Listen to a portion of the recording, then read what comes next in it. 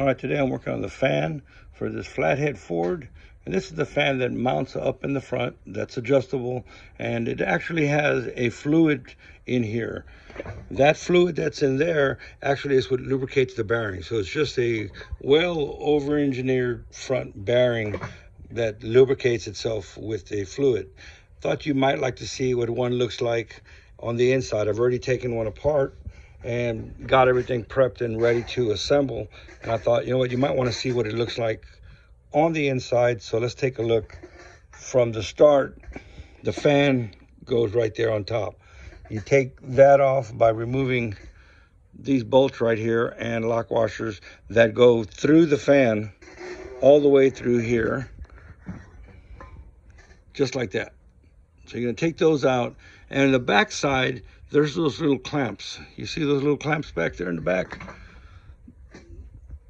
Those are them right there. So that's just going to actually clamp everything together. So all this is sandwiched together by all those bolts. There's fluid inside, so if you do it sideways, you're going to have fluid on your table. If you do it just on the stand itself, then you'll probably be okay. But let's go in and pull the top off. There's a gasket there.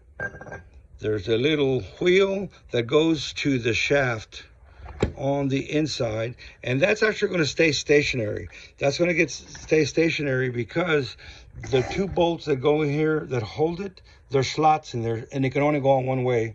So it locks this in stationary. As the fan is spinning, it's picking up lube. Let's talk about the lube. It used to be a thick, I believe 40 or 50 weight motor oil. Then it changed even from Ford to a gear lube, 80, 90 weight gear lube. This one had gear lube in it. We're gonna put gear lube back in it. The shaft is stationary. This is the fan. It's spinning and actually forcing lube around on both sides and then down the shaft. It stays put because of those slots there that are gonna go through the bolts in the front piece there, in the hub. That's the next piece that comes out of there. And then what we have is this on the inside.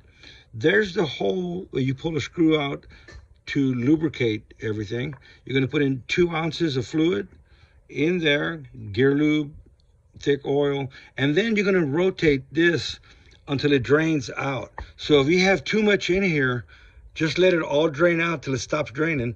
That's the right level. Roll it back over, put your screw in, you're done.